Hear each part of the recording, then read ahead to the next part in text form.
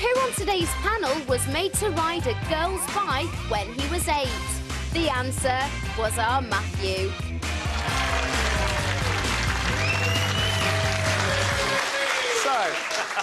But that's not why we're talking about it. We're in the last bit of this morning's show. Dennis, that is true. Share it with the group. A problem shared is a problem halved. I used to pay £20 an hour to a therapist for this stuff, and now I get paid. Anyway, we're trying to find out if it's OK to buy a little boy a girl's bike if he's too small for a boy's one. Anne, Martin, Dennis, their thoughts in a sec. Yours welcome on the usual number, 0207 173 5555. Just before we do that, let's take 2 more emails on the budget. Sure, the first one I have is from Boucard, I believe. Stamp duty will not cost Darling much as the banks are still not lending, but it looks good. Yeah. Another one from Gary. It would have been nice to have had a budget, not a piece of blatant electioneering. They are saying trust us without being honest and about what they're going to do. If they told us what the cuts were to be, it would be electoral suicide. Well, again, to be fair, you can see where tax rises are going to come over the next couple of years. I mean, not income tax rises, but stealth tax rises. Now, let's go back to bikes and boys. The lazy women who sat around on their fat backsides fretting about nout on Mumsnet have been talking about little else of late. One poster on the site claimed her 3-and-a-half-year-old son was too small for all the boys' bikes in their local shop, and she wondered if it would be wrong to buy him a girl's bike instead. It's not overly girly, I should tell you, but it does have flowers and honeybees painted on its frame. How much more girly could that be? Anyway, the boy's father and grandfather reckon he'll be scarred for life if they buy the bike for him. Not that he'll be infected in some way by the bicycle, but by the cruel taunts and teasing he'll get from other lads. And I think this follows on nicely from our discussion yesterday about gender stereotyping. Does pink and dolls for girls, blue and cars for boys force children to conform to particular ideas about what they should be when they grow up? The bicycle issue, though, is one, as you now know, I have real knowledge of. Once I'd graduated from stabilisers, my parents very kindly bought me a new bike. The only trouble was, it was a girl's bike, a Rally 18. They found it. That is what mine was like, but with a basket on the front. OK, I got that and not the super cool chopper or race bike I so wanted. Now, truth be told, I love my Rally 18 right up until the moment the other lads in the streets saw me.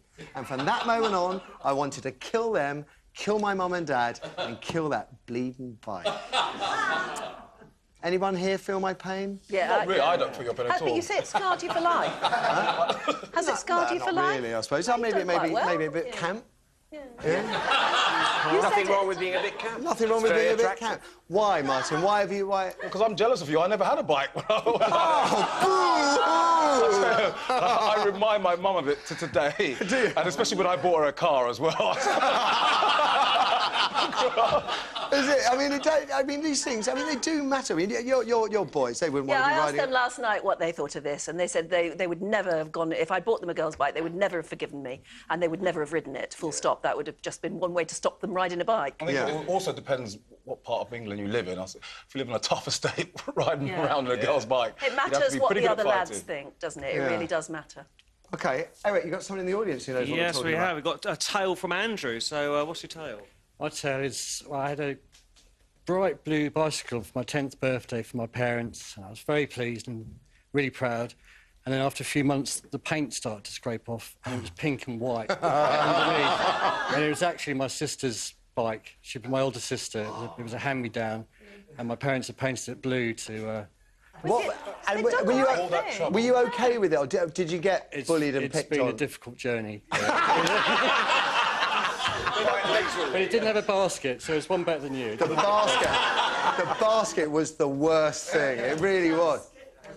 Now, we had... You see, I want to just keep you there, if I may. Stephen Braintree, he wrote, I wanted to teach my son to look after him, so I bought him a girl's bike. They're easy to get on, aren't they? Because they don't have the top bar. Practical advice. Can you... Yeah, you look horrified. I think that is child cruelty. I'm sorry, I think it really is. So it is child abuse? Yeah, yes. I think it's one of those things. A bike is a badge of honour, isn't it? A bike is more than just a means of transport when you're a young lad. But it could toughen you up. It's important what it looks like. It's extraordinary as children. They have to conform.